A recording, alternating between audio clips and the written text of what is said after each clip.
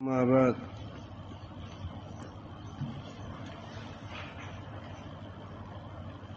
اعوذ باللہ من الشیطان الرجیم بسم اللہ الرحمن الرحیم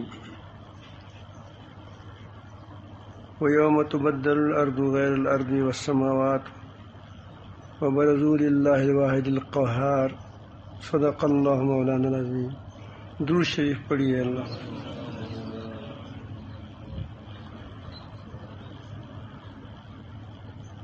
اللہ انسان کو اللہ تعالیٰ جل جلالہ نے بہت بڑی عزت دی ہے، اس کے لیے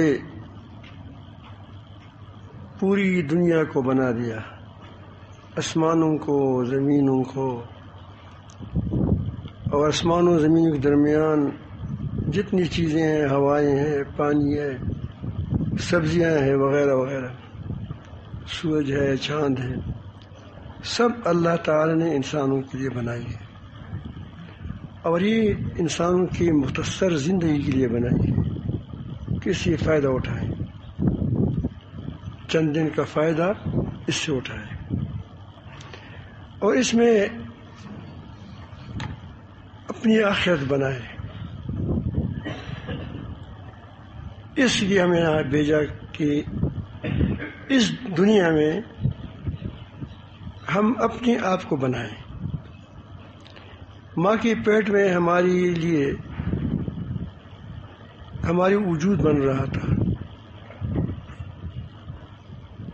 ہماری ہڈیاں بن گئیں، ہمارے ہاتھ پاؤں بن گئے، ہماری آنکھیں بن گئیں، وہاں ہمارے لیے کسی عمل کا میدان وہ نہیں تھا ہمارا کہ ہم اس میں کوئی عمل کریں ماں کے پیٹ میں۔ یہی حال ہماری قبر کے پیٹ کا ہے کہ قبر کے پیٹ میں ہمارا کوئی عمل نہیں ہے، لیکن فرق یہ ہے کہ دنیا کے عمل میں ماں کے پیٹ میں اس میں ہمیں نہ کوئی سزا ملتی تھی، نہ کوئی جزا ملتی تھی۔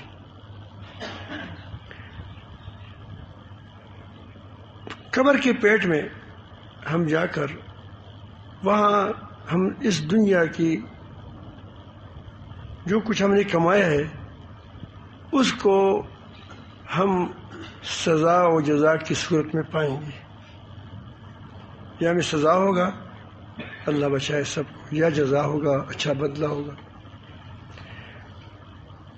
تو سب سے قیمتی دنیا آخرت کے لحاظ سے یہی دنیا ہے، کیونکہ آخرت میں تو ہمیں کچھ نہیں کرنا ہے، وہاں تو ہمیں اس کا نتیجہ ملے گا، اور ماں کے پیٹ میں یہ اس سے پہلے مراحل میں ہمیں کچھ نہیں کرنا پڑا، اس میں ہم نے کچھ اس کے اعمال پر وہاں جو کچھ ہم نے بننا تھا اس پر ہمارے کوئی وہ قیامت کا دار و مدار تھا، وہ تو ہماری دنیا کی چیز وہاں بن رہی تھی، ہڈیاں بن گئی، ہم دیکھ رہے ہیں آپ۔ اب ظاہر ہے کہ اب آپ سمجھیں کہ دنیا میں ہوشیار آدمی کون ہے، کہ جب یہاں کا ایک ایک لمحہ بڑی قیمتی ہے، یہاں کا ایک لمحہ آدمی کے لیے جنت کا سبب بھی بن سکتا ہے، دوزخ کا سبب بھی بن سکتا ہے، آسانیوں کا باعث بھی ہو سکتا ہے، پریشانیوں کا باعث بھی ہوتا ہے۔ ایک آدمی کا قتل ہو جاتا ہے، قتل کتنے وقت میں ہوتا ہے؟ 1 منٹ میں ہو جاتا ہے، لیکن پھر کیا ہوگا؟ سزائیں دنیا میں بھی سزا آپ کو مل جائے گی۔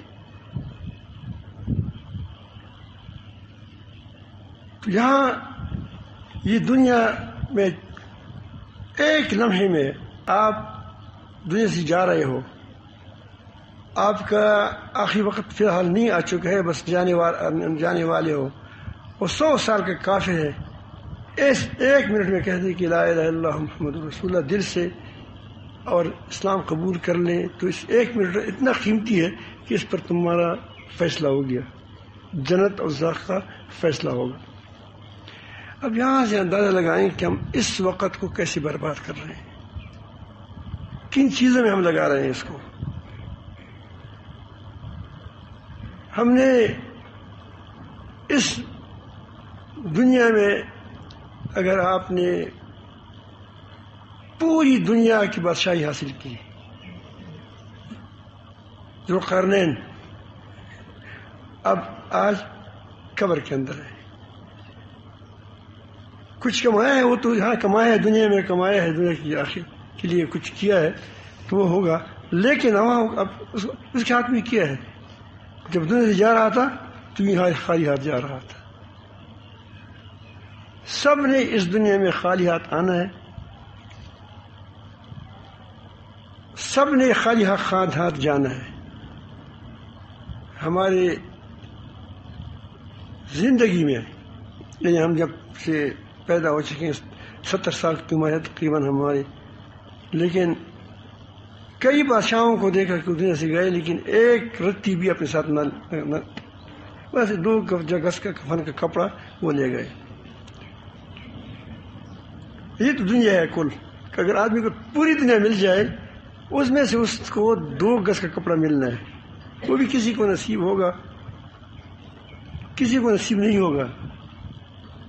جو لوگ جہاز میں رضا ہو گئے اس کو کفن بھی نہیں ملا۔ تو اس دنیا پر ہماری آخرت کا دار و مدار ہے، اس دنیا پر، اس کی وقت پر، اس کی ایک ایک لمحے کی قیمتی بنانے پر یا خراب کرنے پر۔ ہم اس جھوٹ سے، دغا سے، دھوکے سے اور بدعمالیوں سے، شرک سے، نفاق سے وغیرہ وغیرہ سے خراب کر رہے ہیں، یا ہمیں اس ایک ایک لمحے کی ایمان سے، اچھے اعمال سے، لوگوں کو خیر پہنچانے سے، بندوں کی حقوق پورا کرنے کی وجہ سے اس کے ایک ایک لمحے کو ہم بہار بنا سکتے ہیں۔ اس لیے نبی کریم صلی اللہ علیہ وسلم نے فرمایا القیس من دان نفسہ، ہوشیار وہ شخص ہے جس نے اپنے نفس کو قابو کیا، وعمل لما بعد الموت، اور موت کی بات، مرنے کے بعد کی جو زندگی دائمی زندگی آنے والی ہے اس کے لیے اس نے کچھ کیا، عمل کیا۔ دنیا ایک خواب ہے، دنیا ایک بالکل خواب کی طرح ہے۔ اب آپ مجھ سے پوچھو کہ تم نے دنیا میں کتنا عمر گزارا ہے، تمہیں کہتے کل،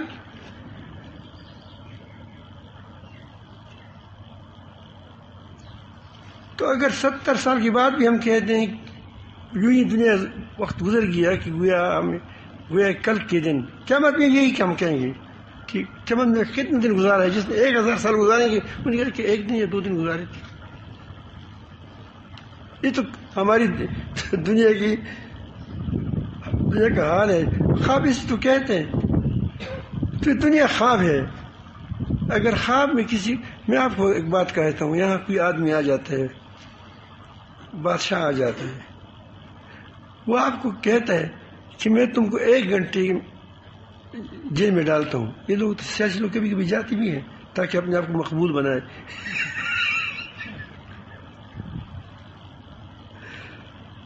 تو وہ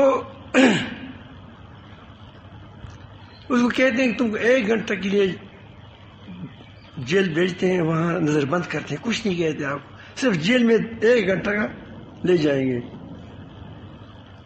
پھر جب جیل سے نکل جاؤ تو 10 سال کے لیے تم کو بادشاہ بنائیں گے۔ تم میں سے کون تیار ہے؟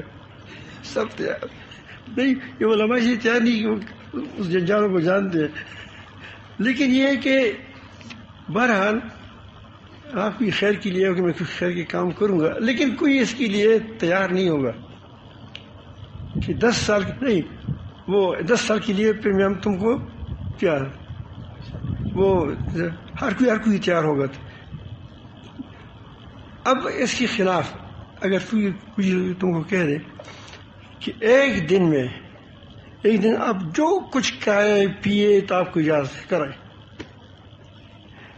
لیکن ایک دن کے بعد تم کو جیل میں ڈال دیں گے اور 14 سال تم کو مشقت سزا دیں گے، تم اسے کون تیار ہے اس کے لیے؟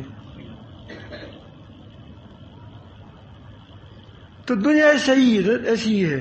اگر ایک آدمی دنیا میں اس کی ہفتی اقلیم مل جائے، اس کی پوری دنیا مل جائے، اس کو تمام چیزیں مل جائیں،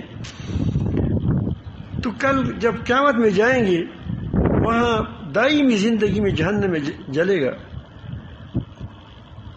تو یہ خواب کی زندگی کیوں اس نے خواب کی زندگی پر اتنا کچھ کر دیا؟ یہ دنیا کی زندگی خواب کی زندگی ہے. جب آپ کی آنکھیں کھل جائیں گی قیامت میں تو آپ کو پتہ چلے گا کہ میں گدھے پر سوار ہوں یا گھوڑے پر سوار ہوں، میں تخت پر بیٹھا ہوں یا جہنم کے انگاروں پر بیٹھا ہوں. تم کو اس وقت پتہ چلے گا.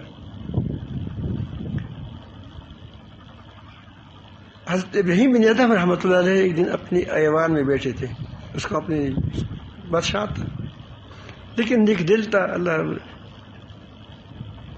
اللہ دلوں کی پلٹنے والا ہے. ایک بوڑھا آدمی آیا، اس کی جسم بڑا نحیف تھا، کمزور تھا، سفید ریش تھا لیکن بارعب بہت تھا، رعب والا تھا. مجلس میں آتے آتے کسی کو روکا نہیں روک سکتے تھے. حضرت ابراہیم نے رحمۃ اللہ کے سامنے کھڑے ہو گئے. وہ نے کہا کیسے آئے بابا؟ وہ نے کہا کہ ایک رات گزارنی ہے کسی سرائے میں تاکہ کچھ آرام کروں، تکا ہوا ہوں.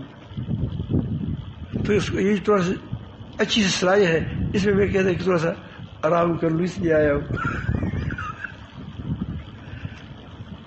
اس نے کہا، انہوں نے کہا حضرت ابراہیم نے کہ یہ تو سرائے نہیں ہے، یہ تو شاہی محل ہے، یہاں تو اس بات کی گنجائش نہیں ہے. مجھے کہا کہ وہ بادشاہ یا سردار یا اس پر تم سے پہلے کون بیٹھا تھا؟ اس نے کہا کہ فلان بیٹھا تھا. اس نے کہا کہ اس سے پہلے کون تھا؟ اس نے کہا کہ فلان تھا. اس سے پہلے کون تھا؟ فلان تھا. اس نے کہا کہ جس تخت پر اتنے لوگ آئے گئے تو سارے تو اس کو کہتے ہیں.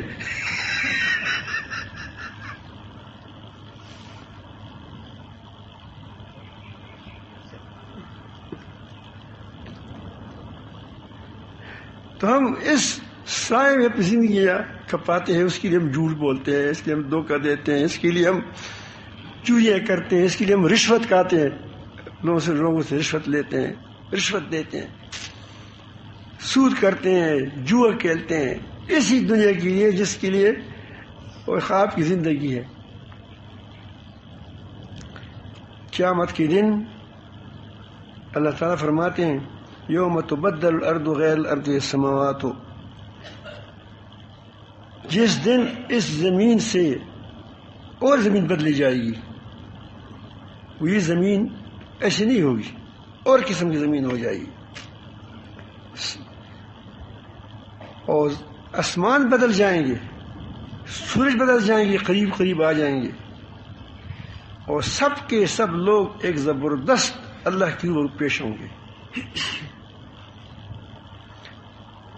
اے مخاطب وتر المجرمین، اے مخاطب تم دیکھو گے مجرموں کو یوم اس دن مقرنین فی الاسفاد کی زنجیر میں جکڑے ہوئے ہیں.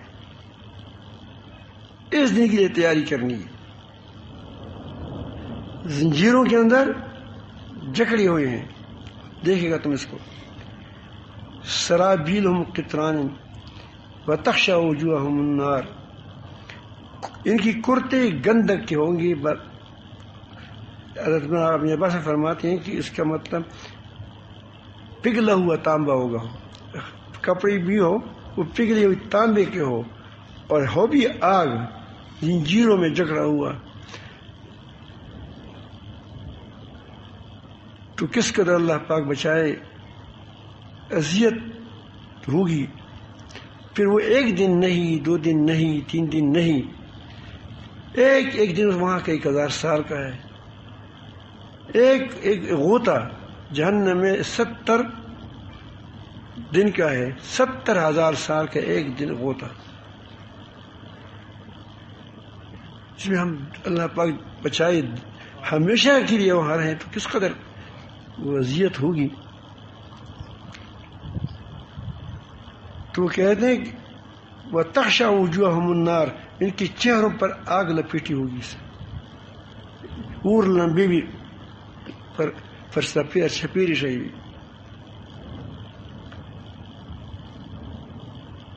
اللہ تعالیٰ فرماتے ہیں کہ اس پر بس نہیں ہوگا.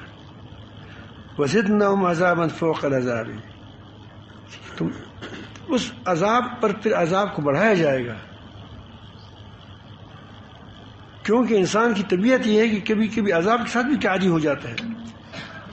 اب جو لوگ ملتان میں رہتے ہیں ملتان کی گرمی سے عادی ہو چکے ہیں. ہمارے یہاں تھوڑا سا بجلی چلی گئی تنگ تھے، حالانکہ ہوا بھی اڑ رہی، کتنی زبردست ہوا تھی.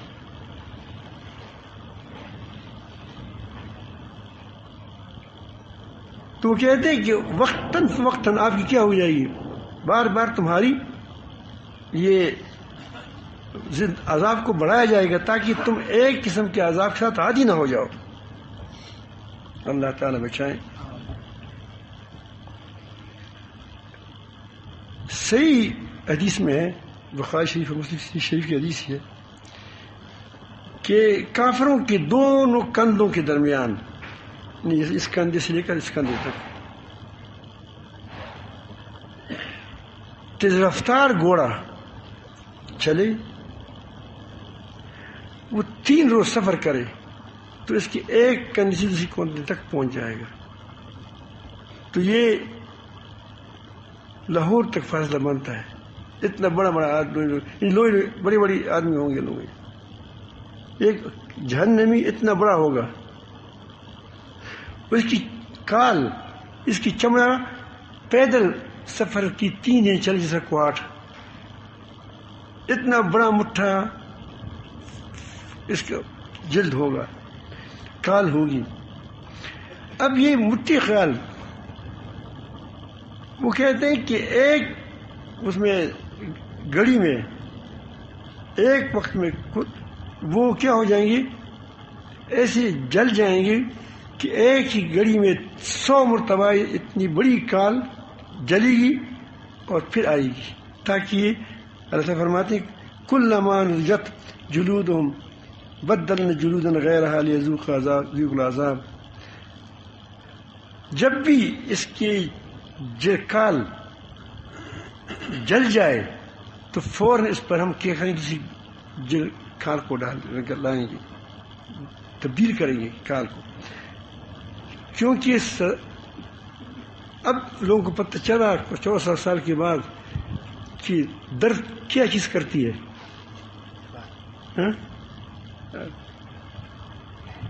تو چنڈے والا گیا کرتا چاہتا، یہ درد کہاں ہوتا ہے، کال کی ہوتا ہے. کال سے نیچے نہیں ہوتا درد. آپ جب سوئی آپ دیکھتے ہیں اندر کرتے ہیں تو یہاں کال فوراً کیا جلد آگے کیا ہوتا ہے، پھر آسانی ہوتی ہے. تو یہ آپ اب یہاں سے اندازہ لگائیں کہ اتنی مٹھی کال جس میں 3 دن مسافت کو یہاں سے کوہاڑ تک لمبی کال، بڑی کال تقریباً 100 کلومیٹر، یہ ایک لمحے میں جل جائے اور پھر دوسرا آ جائے، کس قدر آگ ہوگی. اللہ پاک کے پاس فرمائے. اور یہ بڑا وجود اس لیے دیتے ہیں کہ تاکہ اس میں خچروں کی طرح بچھو اور یہ ہوں گے. اللہ پاک کے پاس فرمائے. تو بہت بڑا سخت دن ہے. اس دن کے لیے تیاری کرنی ہے اس دنیا میں. لہذا انسان کو چاہیے کہ وہ اپنی زندگی میں کوئی ایسے کام نہ کریں جس سے پھر بعد میں پریشان ہوں گے، پشیمان ہوں گے.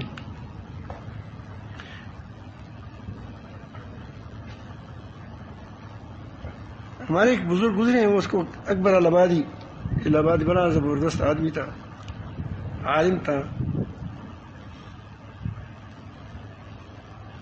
تو اس وقت یہ پاکستان ہندوستان یہ ایک تھا، انگریزوں کا دور تھا، انگریزوں کی غلامی میں انسان مسلمان وہ کافی سب جکڑے ہوئے تھے. پوری دنیا پر تقریباً یا کچھ کم اس پر اس کی کیا تھی، حکومت تھی انگریز کی. تو اس وقت ایک آدمی کو کوئی عہدہ ملنا بہت بڑی بات ہوتی تھی. تو اکبر آبادی کے ایک بیٹا تھا. ایک دن وہ آئے، گھر میں چھوٹا بچہ تھا اس وقت پہلے. تو اس وقت وہ پہلے آئے اور وہ رو رہا تھا. کیا ہوا؟ نے کہا کہ مجھے ایک گوڑا وہاں ایک بال ملتا ہے، بال کسی بچے کے ساتھ دیکھا تھا، یعنی گیند دیکھا تو اس پر گوڑا تھا، گیند تھا اور گیند پر کیا تھا؟ گوڑا نہیں، جو لوگ پسے ہوئے تو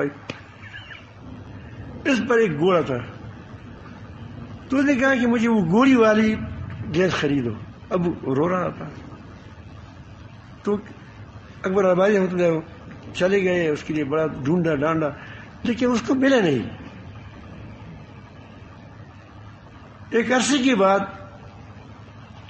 وہ اس کا بیٹا بڑا ہوا، بڑا ذہین بھی تھا. اس کو وہ انگریز اس کو پھر خود اس کو تعلیم دلاتے تھے وغیرہ وغیرہ. وہاں کا افسر بن گیا، یعنی پاکستان ساتھ ایک ہی تھا، لندن میں افسر بن گیا وہ.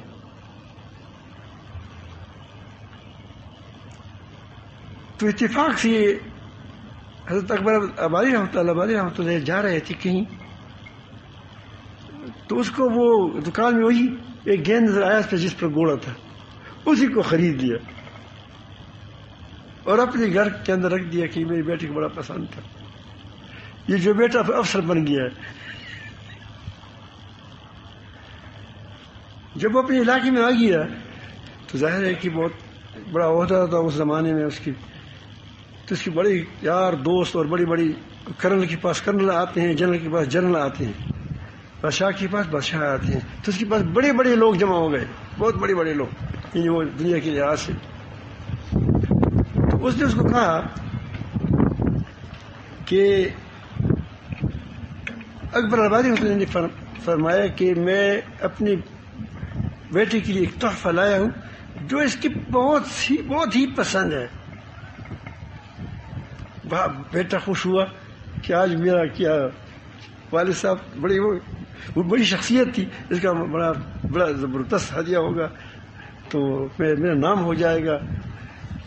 تو میز رکھا، پہلے بڑا شاندار میز رکھا وغیرہ وغیرہ.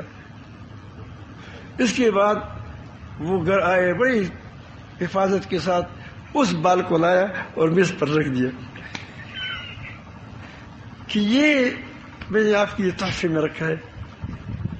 وہ اتنا شرمندہ ہوا کہ لوگوں کے سامنے یار ہماری شادی کہیں گے تو تمہارا باپ کتنا ندید آدمی ہے، اس نے کچھ دیکھا نہیں ہے. پوری بازار میں ڈھونڈ کر کے اس نے ایک بال اس کو معلوم ہوا، بال کو لایا. تو اس نے کہا کہ تم کیوں اتنے خفا ہو گئے؟ تو کہ ابو یہ لوگوں کے سامنے ایسا ہوا. اس نے کہا کہ اس گیند کے لیے تم رو رہے تھے، اگر آپ کو یاد ہوگا اس گیند کے لیے تم کئی دن روتے رہے کہ تم مجھے گیند نہیں لا، مجھے گیند نہیں معلوم ہوتا. اور یہی گیند جب آپ سامنے رکھا آپ شرمندہ ہے. میں نے کہا کہ میں چھوٹا تھا. اس نے کہا کہ یہی بات میں آپ کو بتانا چاہتا ہوں کہ دنیا میں کسی ایسی چیز کا شوق نہ رکھیں جس پر تم کل شرمندہ ہو، تو لہٰذا قیامت کے دن شرمندہ ہو. اللہ پاک شرمندگی سے بچائیں. اللہ پاک ہمیں